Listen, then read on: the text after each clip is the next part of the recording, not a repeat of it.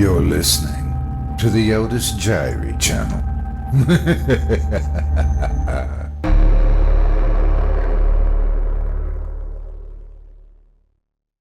Oblivione by H.P. Lovecraft, narrated by Otis Jiry.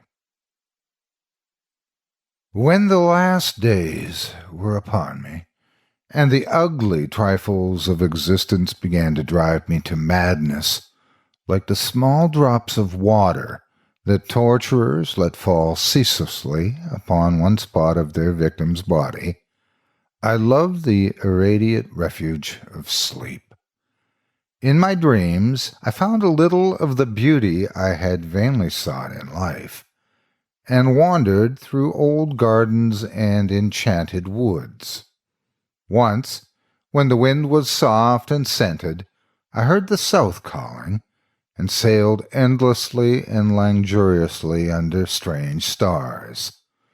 Once, when the gentle rain fell, I glided in a barge down a sunless stream under the earth, till I reached another world of purple twilight, iridescent arbors, and undying roses. And once I walked through a golden valley that led to shadowy groves and ruins, and ended in a mighty wall green with antique vines and pierced by a little gate of bronze. Many times I walked through that valley, and longer would I pause in the spectral half-light where the giant trees squirmed and twisted grotesquely, and the gray ground stretched damply from trunk to trunk, sometimes disclosing the mold-stained stones of buried temples. And always the goal of my fancies was the mighty vine-grown wall with the little gate of bronze therein. After a while, as the days of waking became less and less bearable from their grayness and sameness, I would often drift in opiate peace through the valley and the shadowy groves, and wonder how I might seize them for my eternal dwelling-place, so that I need no more crawl back to a dull world stripped of interest and new colors. And as I looked upon the little gate in the mighty wall, I felt that beyond it lay a dream country from which, once it was entered, there would be no return. So each night in sleep I strove to find the hidden latch of the gate in the ivied antique wall, though it was exceedingly well hidden. And I would tell myself that the realm beyond the wall was not more lasting merely, but more lovely and radiant as well. Then one night, in the dream city of Zakarian, I found a yellowed papyrus filled with the thoughts of dream sages who dwelt of old in that city, and who were too wise ever to be born in the waking world. Therein were written many things concerning the world of dream, and among them was lore of a golden valley and a sacred grove with temples, and a high wall pierced by a little bronze gate.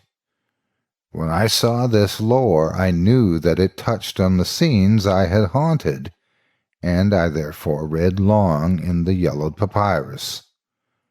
Some of the dream sages wrote grotesquely of the wonders beyond the irrepassable gate, but others told of horror and disappointment.